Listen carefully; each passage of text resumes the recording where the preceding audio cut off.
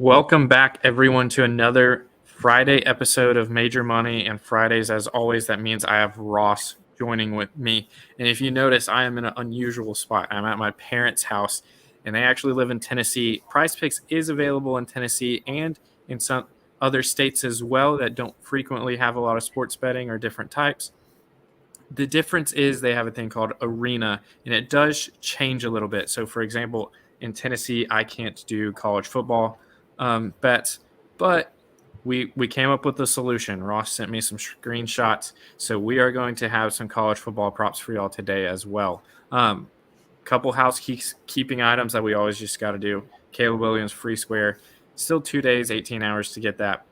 As y'all know, they've done one every single week of September, and you have one more week left. So please, please, please use that Caleb Williams free square. And when you do that, remember, when you sign up, use code FIVE and use that Caleb Williams free square. Play at least $5, get $50 instantly from Prize Picks. Nothing better with that to pair those two together. Get insane value right then and there. We need you, Ross, to explain how you've screwed us over 2 weeks in a row on the same player. He's banned.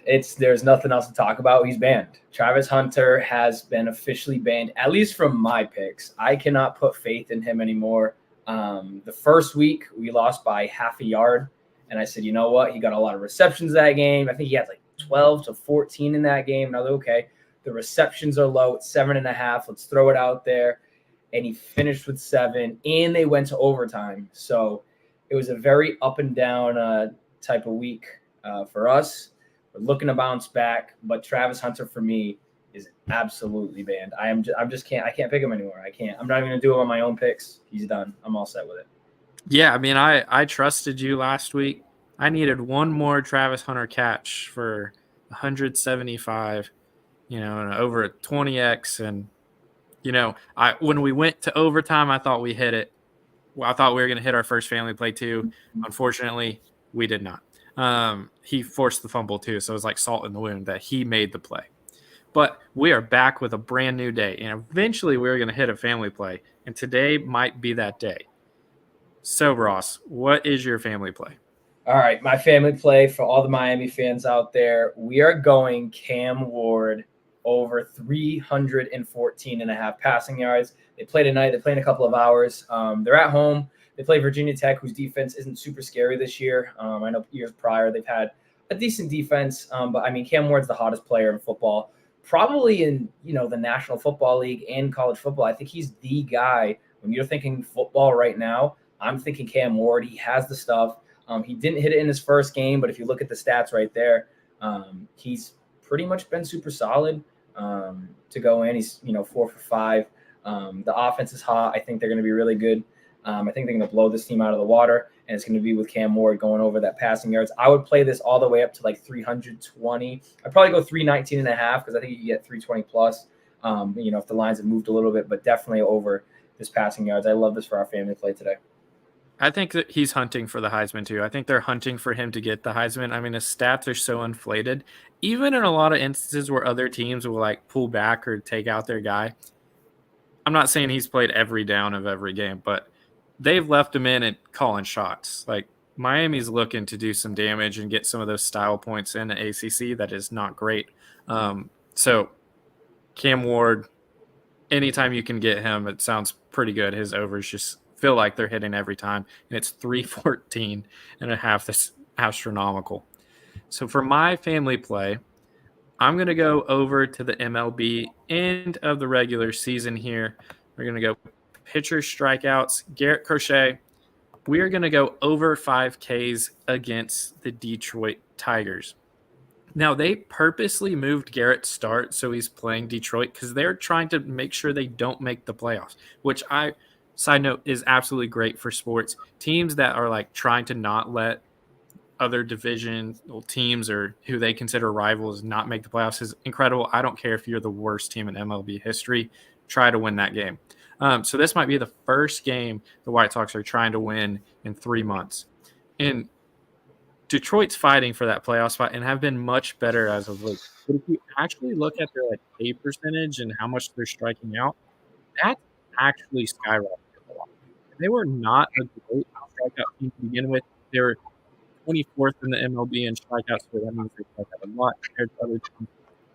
And if you look at their past 3 games, when they've been on this hot start and been making this run, they've actually been striking out a rate that would be 6% higher than even the worst team in the MLB. So they've been striking out a lot, even though they are playing much better baseball. And so I like this. You have a guy that's motivated to not let a team really make the playoff. So he's going to be fired up to make a big play. So over 5 Ks right here. You can see it's only hit 2 of the last 5. But we're rolling with the pettiness here. That's what I'm banking on. So Ross, what's your next play for us? We're going to go to the MLB. I will go because I'll save my favorite pick for the next one. Sal Frelick. He's been a little hot the past 6 games. It doesn't show the 6th game, but he's hit this in every single one of his games. I know it's a Goblin pick, but I do have a demon for the next one. So we're going Goblin here. Sal Frelick. I feel like I was riding his hot wave. He had one in the middle of the season. I feel like he's a very streaky hitter. He'll have a couple of games in a row where he'll have 1, 2, 3 hits, and then he'll kind of cool off a little bit. But he's on a hot streak right now. I'm riding the hot hand. They're one of the better teams in the MLB right now. He's hitting 2nd in the lineup, so he's going to get at least 3 to 4 at-bats, obviously, unless they get a perfect game against them. And I don't see that happening with the Mets, even though they're looking to really try to make a playoff push.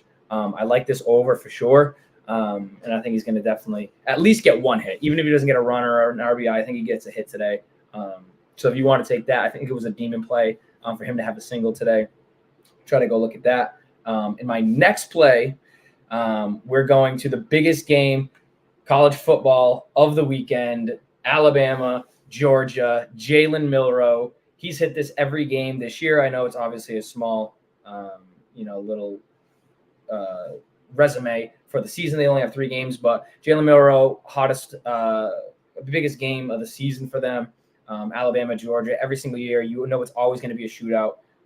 Both these offenses are super hot this year, number 2 versus number 4, and Alabama's at home. He's hit this every game. I definitely see this game going in probably like the high 30s, low 40s of scoring. I think Milroe can definitely get guys going. I know he'll probably sneak one in, as he always does, I feel like every game, but I love the overpassing touchdowns. It's a Goblin play, or it's a demon play, so I love that. I think it gives you a little bit more value. I definitely love this over tonight. Yeah, I think that's an interesting one because Georgia has been known for defense for a while. So I will keep an eye out for this. I obviously hope you hit it. But it's going to be tough. I could see this game being low scoring, to be honest with you. But we'll see. Jalen Milroe, great college player. You're rolling with 2 of the best quarterbacks in the nation here. So I love those plays rolling with the superstars in big games, though. For me, I am going another pitching one, and this is pure homer right here. Taj Bradley, under 6 strikeouts against my beloved Red Sox that are now eliminated from the postseason. But they don't strike out near as much, apparently, at the end of the season as they do in the middle of the season or at the beginning of the season, even when they're playing much better baseball.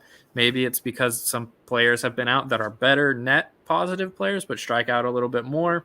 So it could be averaging out there. And Taj has actually hit this both times he's pitched against Boston this year, but they were early in the season and like 5 days apart. So it was just 1 week, basically. He played Boston and hasn't played them in 4 months since. So you can rely on that a little bit, but like I just said, Boston has had a lot of change in their lineup recently. You can see the under has hit twice of the last 5, pushed 2 of the other last 5, and has hit 1 more time. They have left him out on an island, too, of just, even though he's hit this twice against the Red Sox with 10 and 6 Ks respectively, he's let up like 8 earned runs in those 2 starts around there. So it's not like he was dominating them. I could see this as the Red Sox just putting balls into play instead of striking out like they have been and making their outs in the field. So even if Taj pitches for a while, 5-6 innings. I'm going to roll with the homer of the Boston Red Sox. They have literally dropped their Ks in the past 3 games compared to their season average by 3. So it went from over 9 Ks a game to now 6 Ks a game. So big trend there. I am going to roll with my boys. I only got a couple more games left to do that because they sadly are not great this year. They're purely mediocre and are at 500 and not going to make the playoffs. Then for my last one, we're going to go with a guy chasing history, and we're going to have some fun here. You did a demon. I'm going to do a demon. We're going to go Shohei Ohtani home run. Everyone knows if he gets 60-60, the world's going to lose their mind, right? He was on a tear for a while, and he still has somewhat of a shot. Somewhat. Let's see if he hits it. It's in Colorado. It's the land where you hit home runs. The ball flies out. He's hunting home runs, especially in Colorado. He's going to be hunting them. So let's have some fun. Let's sweat out a home run play with the greatest player to ever step on a baseball field. At least the greatest since Barry Bonds, and I'm a big Mike Trout guy. So that's saying a big thing about Shohei. Incredible hitter. I'm going to go with Shohei Ohtani over home runs. So I think we have good plays today. I like our family plays the most, which is a good sign because that's not always true. I do like those. I tend to save my best props for the family plays, or what I envision as my best props, and maybe that's why I hit those at a much higher rate than any of my other picks. But I don't know. I like rolling with the Miami, 5 reasons, Miami sports. And then we got a guy trying to just be petty and stop history. And we have a comment here from my brother who's being a hater on my picks, saying he's only pitched 3 to 4 innings in the past few outings, sometimes only 2. Well, Tucker, we're going for pettiness right here. And he's going to do it. He's going to do it. Even if he just pitches 2 innings, if he just strikes out the side both times, we still hit. That's all we need. But with that, as always, let's have a good night. Let's take some money from Prize Picks. Don't forget about the Caleb Williams free square. 2 more days to do that. And then play $5, get $50 instantly if you use the code 5. So let's have a good night, y'all.